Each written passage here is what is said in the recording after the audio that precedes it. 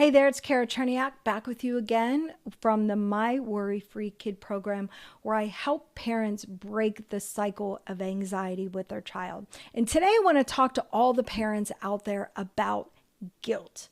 All the parents who are carrying around a lot of guilt for not being able to fix your child, guilt for giving in, guilt for not doing the right things, guilt for getting frustrated, guilt for the times that you just didn't know what to do. You're not alone, and it is a common feeling. It's this common thread between parents of kids who have not only an anxiety diagnosis, but any other diagnosis. Just parents feeling this deep sense of guilt and sometimes shame. But here's the thing. Guilt doesn't help us move forward. And one of the principles in the My Worry Free Kid program is that change only happens when your child is able to accumulate new experiences that show them that they can deal with these anxious feelings. That means as parents, we have to stop letting guilt drive our decisions. And we have to start recognizing that sometimes doing what feels uncomfortable or hard in the moment is what will help our children most in the long run. So I work with this one dad, and I'll call his daughter Emma. And Emma was anxious about trying new things.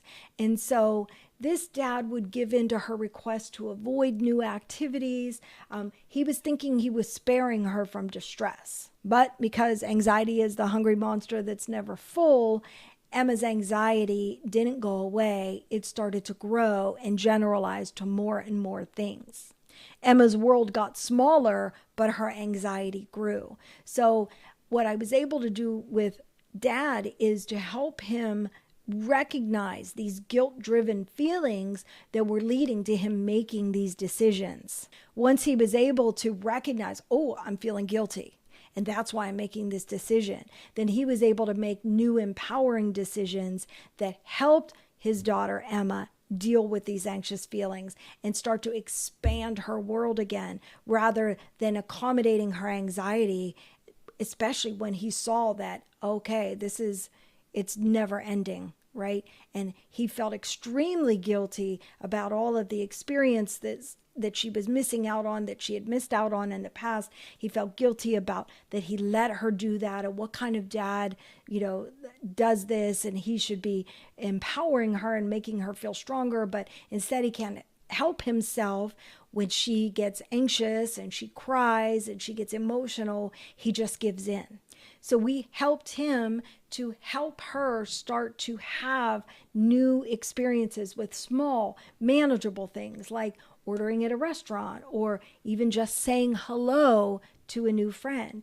And slowly, Emma was able to see that she could handle more than she thought, and his guilt started to be replaced by pride in her newfound growth.